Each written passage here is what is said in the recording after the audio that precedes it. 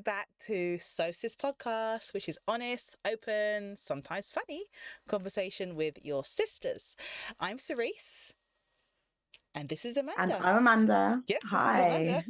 Hi. And we are at episode number 2 today. And episode number 2 is all about friendship, okay? Great conversation coming up with you guys. So we want to just get straight into it, don't we, really? Yeah. So, how are you? How you doing, Amanda? Yeah, I'm good. I'm actually still on a bit of a high. Okay. After our last episode, I went away on a bit of a family staycation.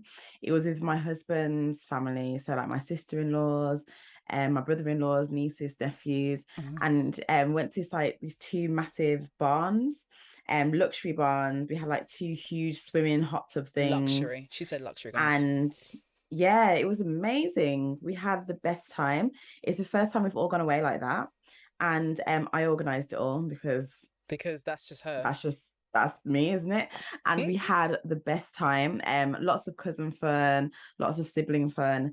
And so I got back from there, and it's also the 6-week holidays.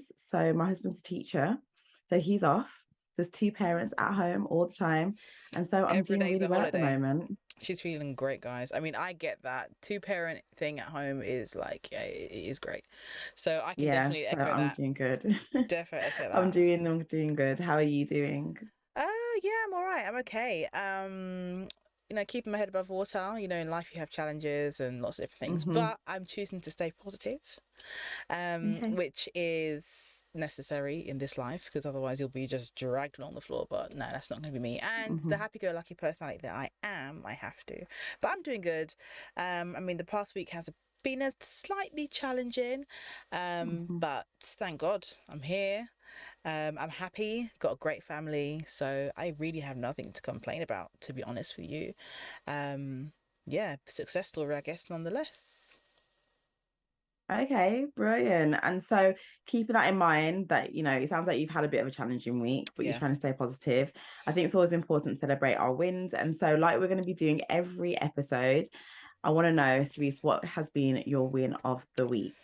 Well, actually, couple of wins. I guess you can say it's rolled into one, to be honest. Health and wellness, which like I'm kind of on that vibe at the moment, and actually it shouldn't be a momentary thing. I'm kind of just make it a lifestyle. But yeah, I managed to Mm-hmm. get to bed before 10 p.m. or by 9:30 every night this week, which is a massive win because actually I'm very much a night owl. Amanda knows this. I'm a night owl. I'll be out up at Mm-hmm. all hours.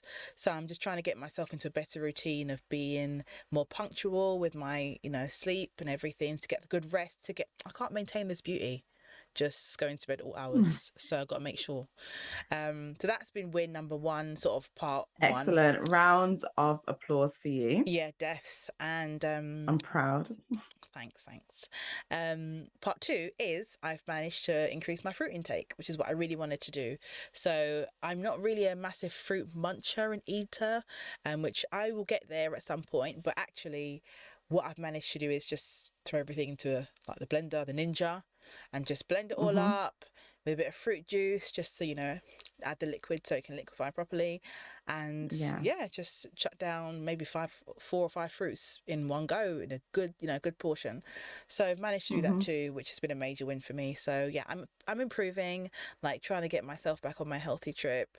The exercise will come at some point, but I'm just dealing with the food and the rest at the minute. But yeah, great wins. What about you? What's your win been for this week, or wins, whatever?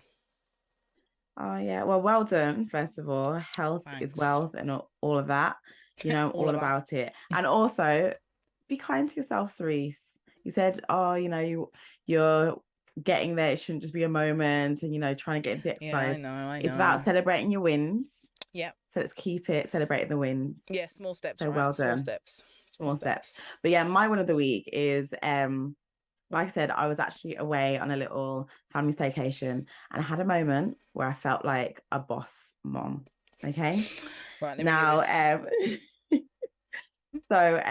whilst we're away, obviously there's people of all different ages, and so we're doing different activities, but the toddlers and the toddler parents, which is me and one of my brother-in-laws, we took them to the farm. Uh-huh. It was entirely too hot and too smelly to be at the farm that day.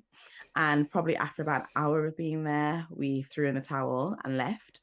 But the thing is, my 2.5-year-old, or she's actually a bit older than that now, she is fully potty trained. We have no pull-ups in the car. The only time she wears pull-ups is when she's going to sleep. And so any parents that have gone through this with a child of this age knows that you need to stop off and go to the toilet at every point in the day. Every transition, Yeah. you need to go to the toilet. But we ran out of that farm because we were hot, and we got to the car, which was a bit of a walk from the entrance of the farm. Yeah. And forgot to go to the toilet. No. We got to go to the toilet, didn't we? And as soon as we got to the car, what does Isabella say? Mummy, I need a wee-wee. And I was like, no. I've got the baby with me. I've got Athena with me as well, the little baby. And I've got my other niece and Isabella, and we were just like, nah. And this here's is not me happening like, right now. I'm rummaging it in the bag for a pull-up. I'm saying, can you hold it? We'll be home in 15 minutes. 15 minutes for a 2-year-old to hold a wee is a very long time. Yeah. And so I'm like, you know what? This car seat's just going to get wet. And I'm just like scrambling. I'm like, what am I going to do? Is she going to go in the bush? I know she ain't going to go in the bush. I know my child ain't going to do it. Yeah. I open the boot to put the pram back in. And there, lo and behold, is the portable potty that our mum told me to bring. That your mum told you to bring? Wow. Amanda, I'm proud. Like, to be honest, like, yeah. Yeah, I opened it up. She sat down. She did a wee. I clicked it closed because it locks in. It's anti-leak. Mm-hmm. And we got in the car. No accidents. Got home. I felt, honestly, guys, I felt like a boss. That little portable potty. And then I used it again, actually, because we went to the beach. After the weekend, just after we got back, we went to the beach with some friends. And it was great. I bought the portable potty, and even though there's toilets at the beach, you've got to pay for it, and it's like not on the beach, you've got to walk to it. And it's not for kids really as well. I had that potty. Isabella just pee there right on the beach, didn't have to walk anywhere. On the beach. Listen, I felt like a boss. I don't even care. So that's my win. You know a portable potty. Do you know what? I should probably invest. My child isn't potty trained yet, guys. So I don't. He's little. He's not even 2 yet. Exactly. He's not even 2. So I don't really understand the levels of excitement that Amanda is trying to exhibit right now. But I can, imagine that it would have been a major win, because walking around and then having to change, like if they wet themselves and all. Listen, it's long. She's wet herself in the car seat before. In the car seat, so the seat got wet too. Oh, that's what I said. I felt like a boss when I opened up that boot and I saw that potty there. I was like, yes. You're like winning. But yeah, that was my win of the week. Good. I'm glad. Don't forget, guys. It works for you. So, all about potties, it works for you, mate. Listen, celebrate everything. Yeah. But guys, just a reminder, the wins of the week. We want to hear what's been going on with you as well. We do. You can follow us on Instagram at so.sis.podcast. And you can leave your wins there. Either DM us, or you can comment on one of our posts and share with us what your wins of the week are, because we want to hear from you. But moving on, every week we also do a little segment called, I don't know what it's called, but question of the week, random question of the week, where I just kind of do a bit of a conversation starter, get our brains working, and it's a bit of a random scenario. Yeah. And we will be posting this on our stories as well every week, do a bit of a poll, and so you can see what choice you would make. But today's random question, Cerise, are you ready? As long as you keep it above board, kosher, yeah, sure. And to be honest, whatever, I'm here for the bounce anyway. So what's the question? Okay. So it's week 2. I'm still keeping it light. Okay. Yeah, she says. Still light. And so this is another versus one. So what would you prefer? Would you prefer to have 10 hobbies or 1 passion? Well, they always say jack of all trades, master of none. No, everyone knows that saying, right? Although I do think 10 might be a bit much. I think maybe if you brought it down to maybe about 3 or 4, that might be a bit more acceptable. And if that were the case, then maybe I'd say 3 or 4 hobbies. I don't like to narrow myself and say 1 passion, although a passion is something that you completely throw yourself, like you're completely immersed in that. I do. But this question is 10, right? So I'm going to stick with the question. So I think definitely 1 passion, because I think although variety might be the spice of life, I think if you throw yourself into something wholeheartedly, you can get very, very excited about it, very happy about it. And I think you also learn more about it, and you can actually go places with it too. So if it's, you know, public speaking or teaching or something, it can take you so many different places. You know, it doesn't have to be one, okay, my passion is X and it's just, you know, I'm sort of in this little box. It can take you so many places. So I think if I had to choose, it would definitely be having one passion. Okay then. Okay. Cool. I think I Let's see agree what with she says. you. I agree with you in the sense that when you said 10 is too many for hobbies, Yeah, 10 it is is a a lot. lot. I mean, I don't know anyone that has 10 hobbies. That's a lot, isn't it? A hobby is a But bit, you know, it's quite a thing. To have 10, I mean, would you even have your head screwed on? yeah, it's a lot. Like, to have 10 active hobbies as well, not just things that you're into, but like, you know, you're doing all of them at the same time. That's a lot. And so the question is tricky, but I think only because of my recent experience. So the last, like, I know, 12 years, is that right? Oh gosh, yeah. The last 12 years, You're I've old. kind of thrown myself into one passion. I've been like really pursuing this like whole medicine and general practitioner, GP life and all that kind of stuff. And I've really thrown myself into that to the point where I started to burn out. Right. And so because of that, I'm actually in the season of my life now where I really have pursued like one passion quite wholeheartedly. Yeah. And because of the burnout and just needing to do something else, I've started to dip my fingers into some different pies. Yes. So Yes. like I'm getting into the podcast live, the Yes, you YouTube are. channel. I've got some other things going on. Really enjoying mothering and homemaking at the moment on maternity leave, traveling, house decorating, all that kind of stuff. And so I am finding myself dipping my fingers in a bit of everything. Yeah, that's 10 good. is too much. Yeah, 10's 10 way is too much. 100. 10 is definitely too much. But because I don't want just the one passion, I'm going to just go out and just say 10 hobbies. Wow. That's what I'm choosing. I'm going to be busy. She's But as long as, actually got but a you know what? brain, a serious brain right there. But you know what? One of the hobbies is going to be sleep. And one of the hobbies is going to be eating good food. Eating good food. And so, Eating food. no, good food. I don't want to waste my hunger. Like, it needs to be good food. So actually, you know, if a couple of the hobbies are actually, you know, Taken up already. another hobby, getting massages. Oh yeah, I agree There with we that. go. I can Yeah, do 10. Another hobby. Let me see if I can guess another hobby for you. I don't know. I guess organization. That's a major hobby for you. Like organizing everything, everyone. Yeah. Yeah, But it's easy though. that kind of hobby is like one that takes away from you. But I'm just saying, if I've got 10 hobbies, I need to make sure that some of those hobbies are all about relaxation and self-care. Agreed. Yeah, And agreed. that's the way I can do 10 hobbies. But yeah, that was mine. So don't forget, guys, to go onto the Instagram, let us know what you vote for. Tell us why, jump in the DMs and all that. But I think, Cerise, it's time to get into the real meat of the episode. Agreed. And actually, because this is week 2 and I'm trying to keep it 100 in terms of my clothing.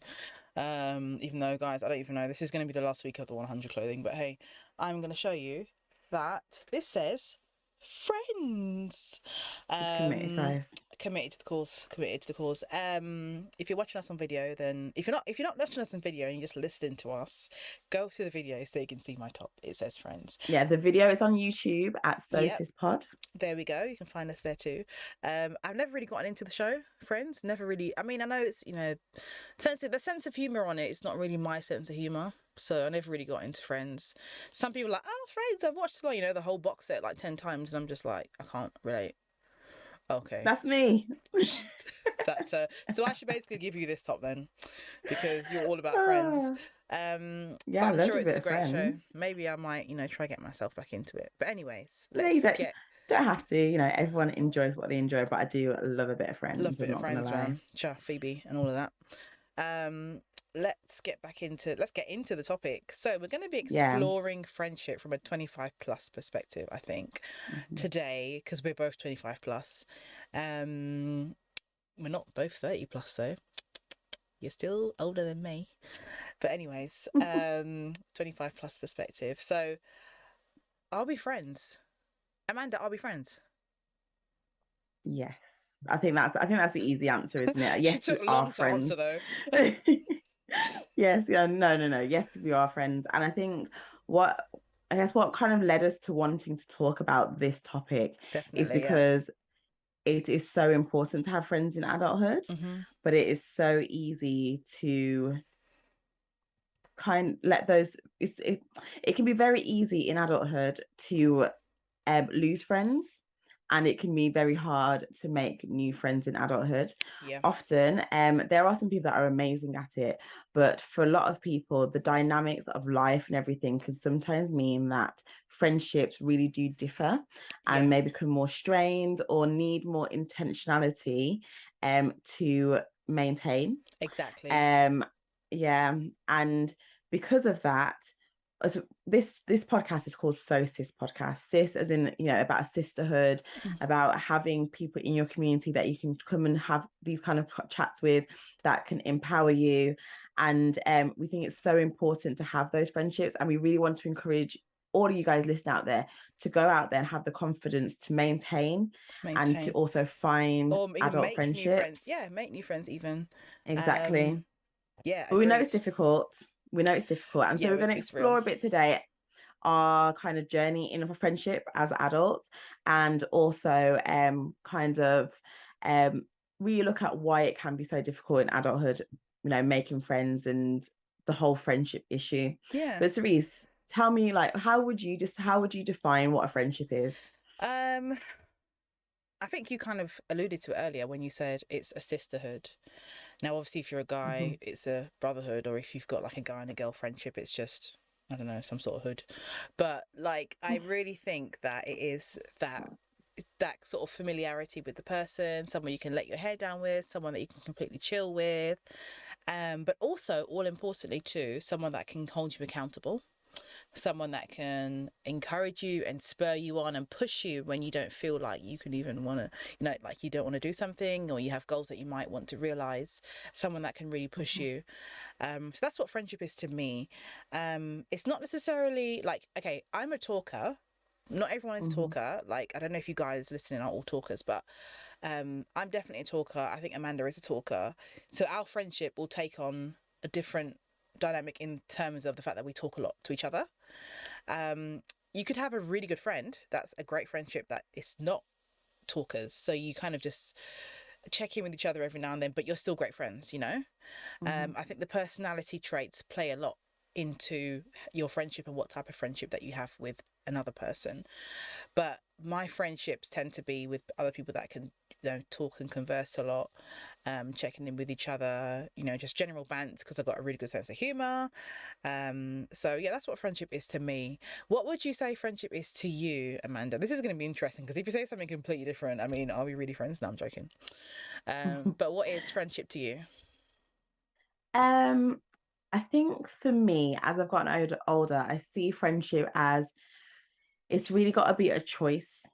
So that's the difference between family and a friend, isn't it? It's somebody that you choose to go into a relationship with, and that kind of, to me, means that there is some kind of giving from both ends. Like Yeah. it shouldn't just be one sided. There may be seasons in your life where someone is making more of an effort because somebody needs that, or and that's fine, because with any relationship, especially ones that you want to maintain, Mm-hmm. through the seasons of life, it will change. So you might be the person Definitely. who's Yeah. always checking on somebody because because the other person's going through some difficulties, or they're working loads, or anything like that. You're the one to prompt things. But then in another season of life, maybe the other person making more effort. And so it's not to say that it's always got to be 50-50, but I think there's got to be investment from both parties, Yeah. and a desire to be in that friendship by both parties. Mm-hmm. It's a relationship, so I think it's somebody that you're doing a bit of life with. It's not like your romantic partner, say your husband, who you're doing every aspect of life, but you're doing finances, you're doing parenting, everything. But it's someone that you can share some parts of life, where it's the Yeah. joys, where it's the sad bits of it. But it's somebody that we should really have a love for. Yeah. I think having a love for your friends is something we don't talk enough about. I think Yeah. we talk a lot about like relationships and And romantic yeah, love, but friendship love. it's a real thing And I too. think, yeah, and I think the love that you can have with a friend, that then helps you to go through the difficult times together. and to do the hard work to keep things going. Yeah.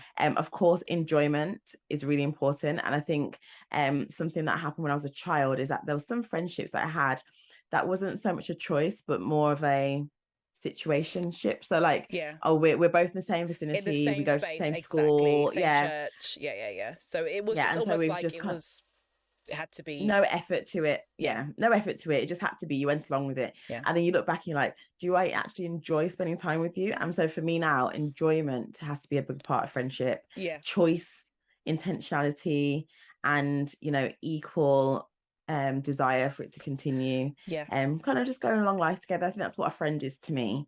Yeah.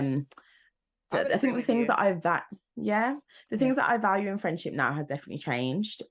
What kind of things do you, for yourself, like what does your friend circle look like? Oh gosh, my friend circle extremely small. Yeah. I'll start there. And I think as well that, like you said, like there's a natural falling away from when you have like friends that are just like situation friends because they're just in the same area, same vicinity, same church, same school, Yeah. same workspace, whatever. So then I guess your circle just naturally becomes smaller. But yeah, small circle. My friendship circle is very small. They say cousins are your first sort of really close friends. So I've got a really good cousin friend that doesn't live too far away from her, and another girl that's just a little bit older than me.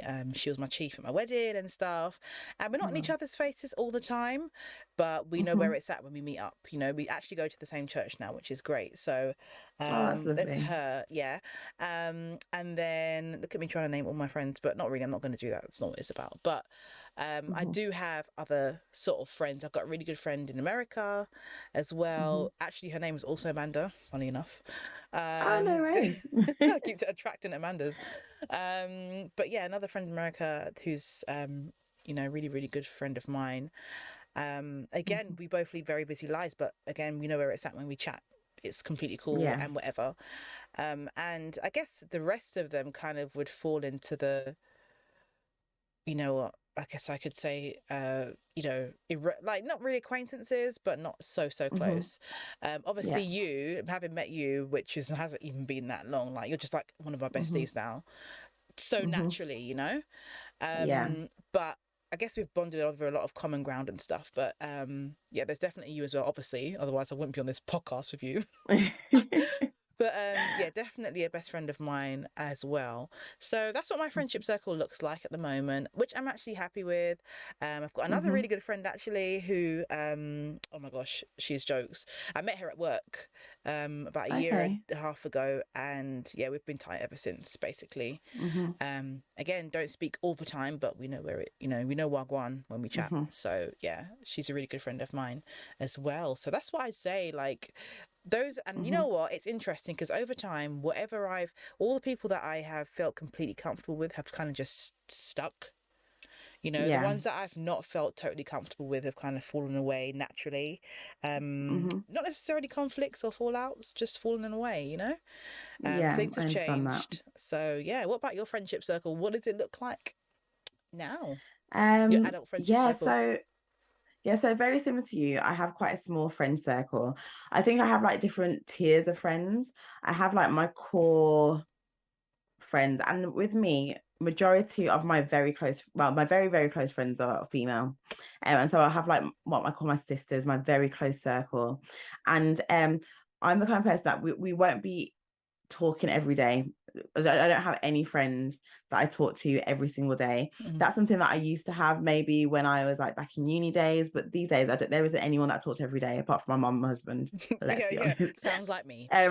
Yeah, Yeah, but I have my close core sisters, and then I have other friends that are close friends, but ones that I may not speak to on a weekly basis. I may speak to them every few months, but I want to tell them when something good has happened. I want to contact them when I'm going through a struggle. They're like that kind of core things there for me. And so yeah, not in the inner circle, but still there. Still, if I'm having a very small celebration, I'll make sure they're there. If I'm having a blessing, a baby shower, anything like that, getting married, I want them to be there. Then I have like the acquaintances, which people that I really enjoy their company, but it's more so like if we see them out and about socially, or if we're trying to do some big get together at the end of the year or something like that, that's who I would then turn to. It's not someone that I'm that vulnerable with, but I really enjoy spending time with. And of my core circle, like that little sisterhood that I talk about, there's 3 women in there, and I've actually met them all through different parts of life, and I've also got different relationships with each of them, but they also know each other, and so it's really nice because we can all spend time together.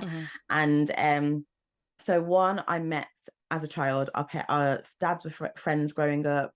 We've known each other since we were tiny. We knew each other going through church, and we're like sisters because we disagree very easily as well, and we can have conflicts, I guess, and we always come back together because we are family. Conflict. Yeah, it's and it's never major conflict. It's like, like an old married couple bickering over nothing, basically. But she's a godmother. Well, all 3 of them actually are the godmothers to my children. And we can talk about anything. And then there's another friend who I've known since childhood, since I was a teenager, but we didn't really become friends until we got married, and our marriages kind of brought us together. Because our husbands are really good friends, and we travel a lot together. So we've been to like Singapore and Thailand and Orlando, and we've done a lot of traveling together, and we just have the most joke. She is the funniest person I know. Really? Sorry, Raf. She is the funniest person I know. Very upset with you. She's hilarious. He'd agree with me because he thinks she's hilarious too. And then I have, my third like sister, who I call like my soulmate. She is somebody that I met when I was working. Actually, my first year as a doctor. She was also a doctor as well. We were working on specialty together, and we just. It felt like we just fell in love. Sometimes you have that friendship. He's gonna hate this episode. No, he already knows all of this. He thinks he calls her my wife. But like the 2 of us though, when we met, sometimes there's just that ease in friendship, just like when we met as well, with that ease where you can just talk and you just kind of feel like your barriers and things just falling away. And that's how our friendship was, and it's just grown and grown and grown through the years. Like like I said, she's actually, we have different religions. Actually, she's Muslim, I'm Christian. Actually, we share a lot of our faith together, which is so lovely. That's nice. And we encourage each other. And also, like, we're so close. She's godmother to my children, and also her children call me Hala, which in Pakistani means, well, not Pakistani, I think it's Urdu, means mom's sister. So they don't call me auntie. Nice. So we're very, very close in that way. That's good. And so I have that kind of core group, and I think it's just so nice having that, because I don't know if you heard the saying that you're sometimes a reflection of the 5 people you spend the most time with. Yeah. And these women, they are doing amazing things, and we celebrate each other's wins, and we really kind of push each other to do better, and also give each other permission to give ourselves grace as well. I think having that good, strong core friendship group, you need that, is really, really essential for like confidence, self-esteem, for just someone to vent towards.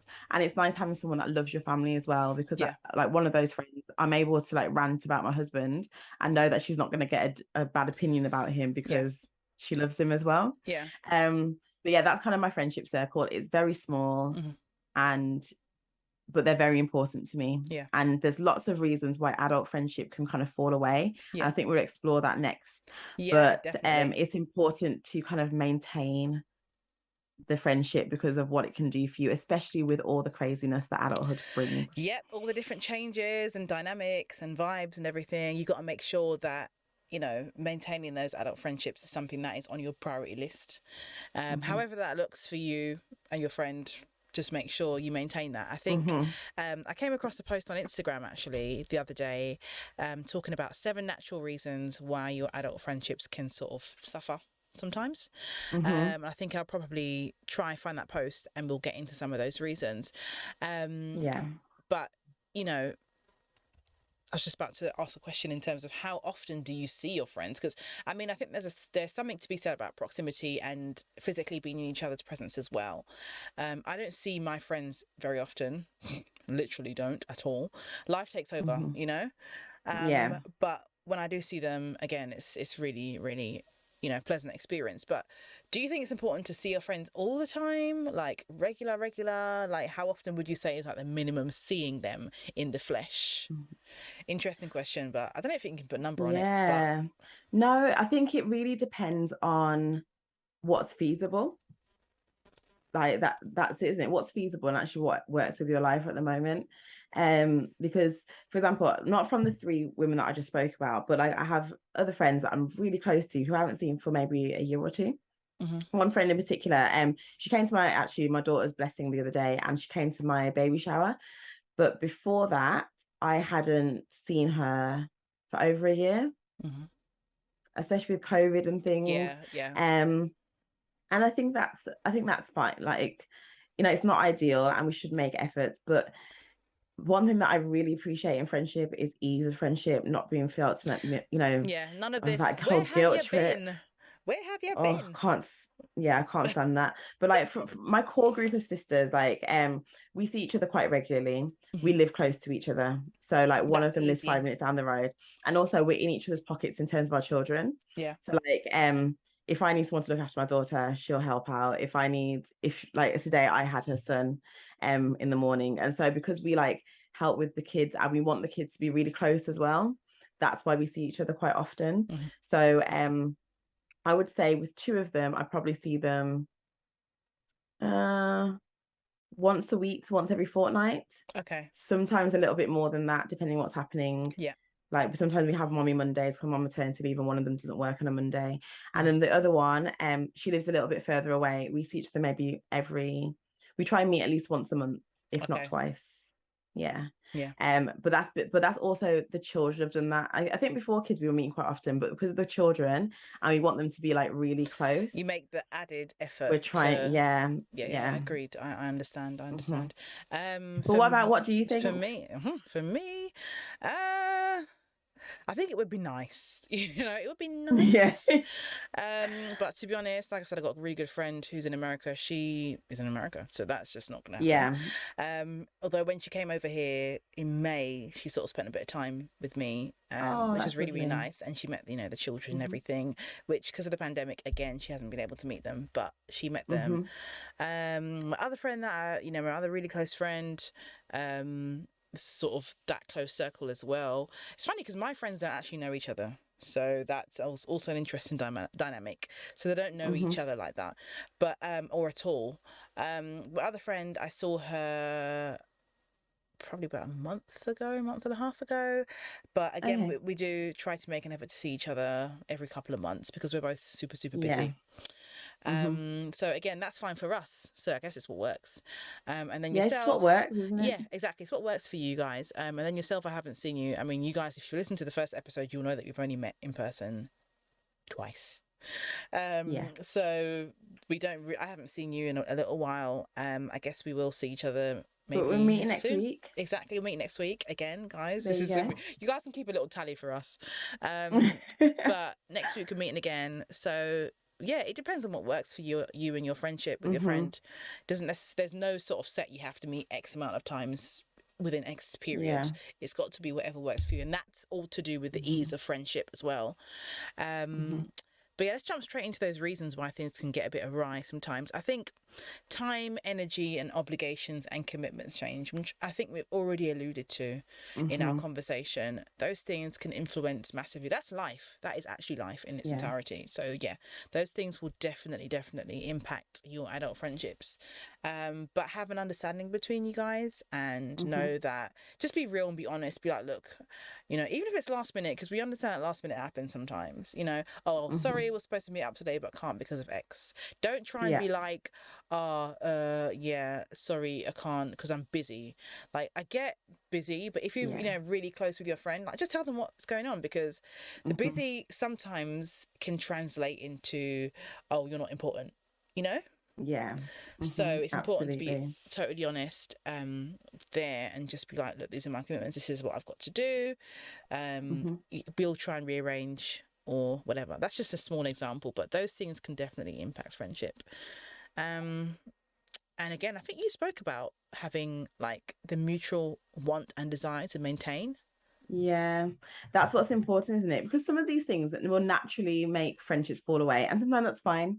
Not every friendship is for your whole life, Yeah, but we I've all realized know that. that those I've realized different, that. yeah, and but we all know those different obligations and commitments, they will start to come up as you go through life, and so it's just knowing those things. I remember when like the first one out of my friend group had a baby, and then navigating Yeah, that. her being the one with a baby and us not having a baby and making sure she felt included, but we weren't overstepping and that whole dynamic. But it was awkward at some times, and sometimes like we didn't navigate it that great. But the thing is, we wanted to maintain the friendship. And so we spoke about it and we tried to find ways around it. And now we all got kids, and so, Yeah, so everyone knows the drill. like, Everyone knows yeah, the everyone drill. knows what's going on. But it's just understanding that those times happen and the friendships that you really cherish, thinking about how do we navigate through these difficulties, isn't it? Yeah, it is. It is. That's why it's good to have that open conversation with the person. So, you know, you both know where you both stand, what pages you're both on, hopefully on the same page. And then that way, you know, you kind of move forward from there. So it's not toxic or one-sided. And you know what, let's be honest, I think every friendship, no, like you said, okay, that's one constant, is that friendships not don't always last a lifetime. That's the first thing. But second thing, which I think is important to remember, is that you always have ups and downs in friendships. There is no Mm-hmm. friendship that's always going to be sweetness and light from the beginning to the end. It's always going to Mm-hmm. have, you know, issues, and sometimes it may get toxic. Sometimes you might have a bit of backbiting or a bit of this or a bit of that. It's just whether, like, you have to figure out whether or not that friendship is worth, you know, trying to pull it out the other side, you know. Yeah. Mm-hmm. So Exactly. yeah. And yeah, we just spoke about proximity, didn't we? It's the other Mm-hmm. reason it says you aren't close in proximity and it's not convenient anymore, which is the reason why it can fall away. Yeah. But I think me and you are proving that wrong. Because we live Yeah, and the literally thing, but hundreds sometimes, of miles apart, you know? exactly, and the thing is, sometimes they need to fall away. Yeah, There's some friendships that you lose contact with, or it falls away, and you feel fine. You're like, okay, that's it's fine. what it is. And there's some that fall away, and you do actually grieve the friendship as well. And sometimes those ones you've got to pull up your big girl pants and reach out if it's someone that you're really missing and you want to want to Reconnect. reestablish your relationship with or reconnect with. But there's some people it falls away, and especially that proximity thing. I remember I had one friend that we went to the same primary school, secondary school, and then sixth form college together. Went to the same church, and she was also the cousin of one of my other best friends, and we were also in the same friend circle at school. And it Wow. was like we were, Constant. and That there was was. absolutely, she's a lovely woman, but we had a very situational friendship. Like we just were in each other's pocket all the time for like our whole life. Yeah. And then went to uni, and we were finally not in each other's pocket, and the Just friendship fell dissipated. away. Yeah. But if we see each other now, it's really lovely vibes, but we don't miss each other like that. Yeah. And sometimes it's just, yeah, sometimes convenience friendships don't need to just hang around forever. Yeah, yeah, I agree with that. I agree with that. I'm not here for it anyway. Life is too complicated to be having convenience friendships. Imagine all that effort Yeah. trying to maintain that with somebody. It's hard work. I'm not even one for small talk, so there we go. Mm-hmm. Um, yeah, you grow in your own values and realize some of your friends may not share them.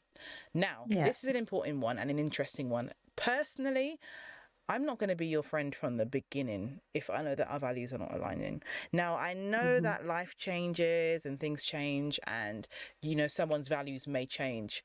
Very rare, because values are kind of established from a very young age. So Mm-hmm. actually, for someone's values to change, it's a big deal. Doesn't happen very often, is the point I'm making. But I don't really make friends or make the effort to be close to somebody if I know that your values don't align with mine at all. Like core values I'm Mm-hmm. talking about. I'm not talking about little things that might change or your viewpoints Yeah. on certain things are, you know, change over time. I'm talking about core values, Mm-hmm. like, you know, they change and whatever.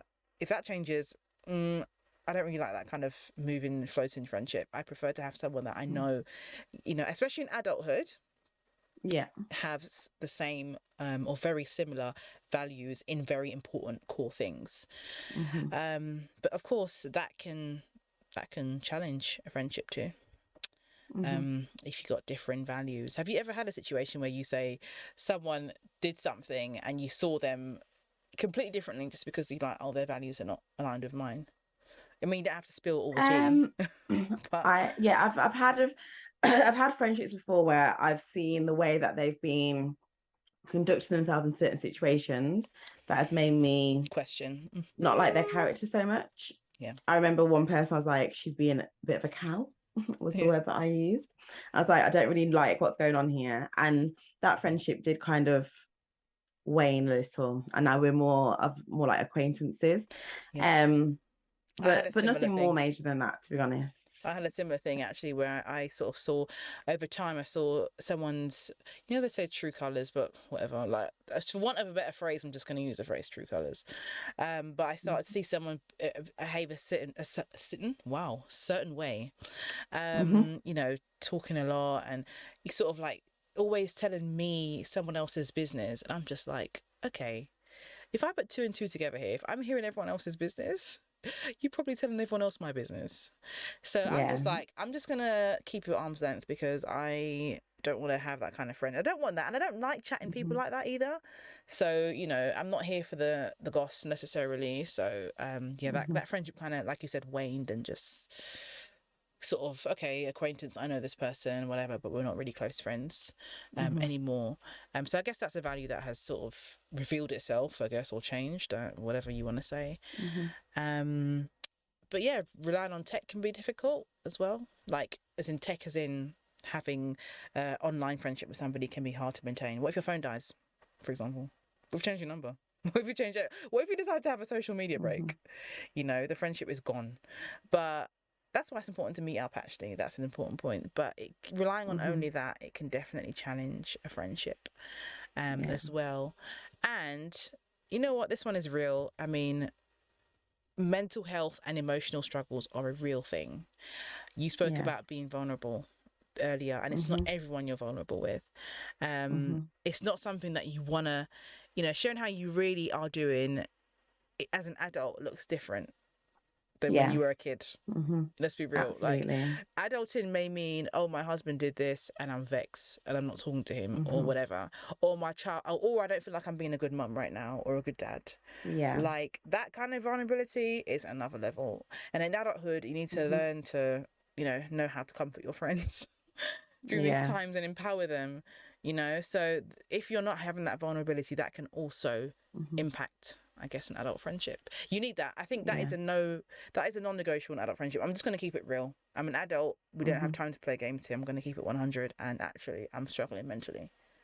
That's important. And I think this is probably an excellent point to kind of end on, because mental health struggles, emotional struggles, they happen because life happens. And as much as you want to avoid trauma, sometimes trauma comes knocking at your door, whether it's a situation at work, whether you're going through infertility, whether you've lost, people. Often when you're a child, you may not have gone through all these things. No. But when you come into adulthood, these things start to happen. And I'll leave you with a bit of a story, and it kind of like some encouragement for you guys as well. I had a friend that I was so close with her when I was at university. That's where I met her, at university. We lived together in the first year, and we were like sisters. She came and she stayed at my house with my parents, met my grandparents. Like, we were in each other's lives, in each other's pockets. I went and stayed with her mom as well. We were very, very close. And things just started to get strained and change. And I thought it was different values and different character flaws were starting to be revealed. And we kind of the friendship just completely dissolved. Yeah.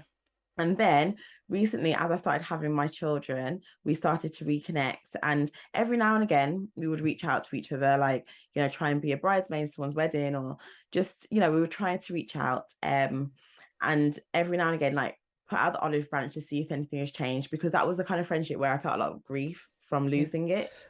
And after, I think it was when my eldest Isabella was 1, she came to stay with me, or just before she turned 1, she actually came to the house to stay. And this was like my last thing where I'm like, okay, here's the olive branch. When I left Leeds, I lived in Leeds for like 7 years.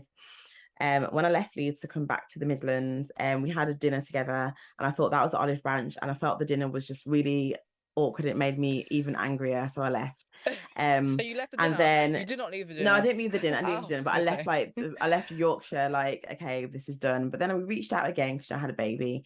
She came to stay, and we had a heart to heart, and we spoke about what had happened. And she was going through some mental health struggles. At the time, that was making her act like that. And then over the last few years, she started telling me everything that she'd been going Oh, through, wow. and I felt Bad.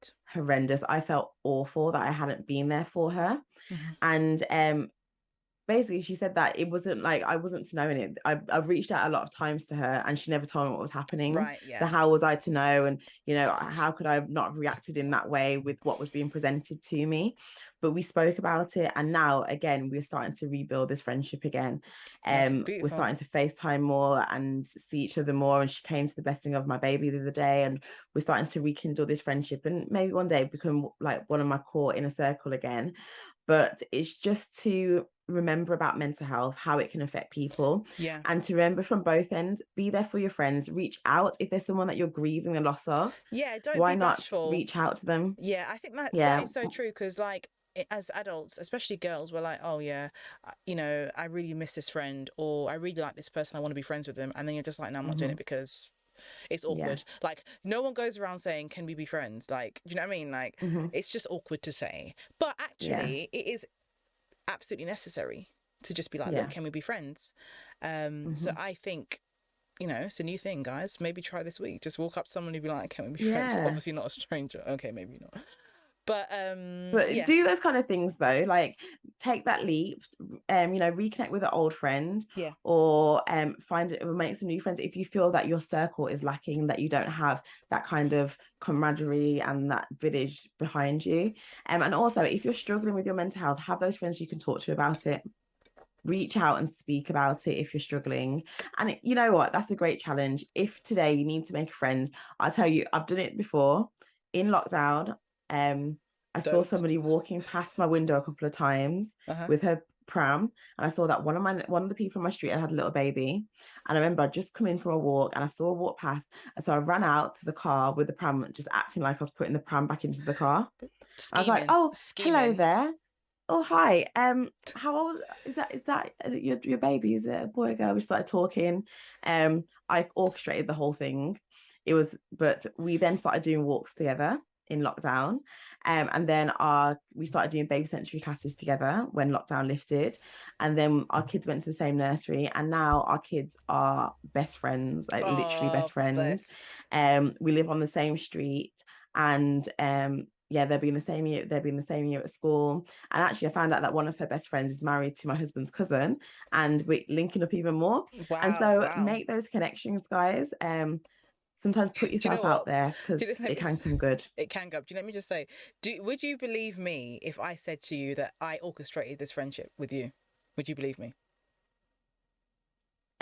Well, I'd have to, because I don't think you're lying, but no. Oh gosh, I tell you what, I don't think I would have orchestrated it, but there were times I was like, okay, well, I'll do this, I'll do that, like, because I'm very grateful. Person, yeah, definitely. So I think it's definitely important. And look, we're doing a podcast together now, so that went 100. And that's the thing, you know what? I will say in the beginning, you really I'm so glad that you pushed for it, because you would message me. You're the one that reached out to me, tell me that you were pregnant. And look what can happen from taking that step and reaching out. You can find these really wonderful friendships and sisterhood. That's a take home. That is take home, guys. Definitely maintain those friendships, guys. That's us for today, I think. And next time, let's say the next couple of episodes, we've got things about relationships and goals and all kinds of things. I think Amanda's going to be taking a bit of a lead on the next one with that one. So I'm interested to hear what you got to say. And I'm sure you guys will be interested. Absolutely. But join us again next week. We will be uploading every Sunday evening. So don't forget to subscribe and follow. Like we said before, we're on Instagram at so.sis.podcast. We're on YouTube at SoSisPod. Is that right? Yes, it is. Yes, it is. And also, you can find us on all of your podcast streaming platforms. Yeah. Thank you so much for listening or watching along. Thank you, guys. See you till next time. Bye.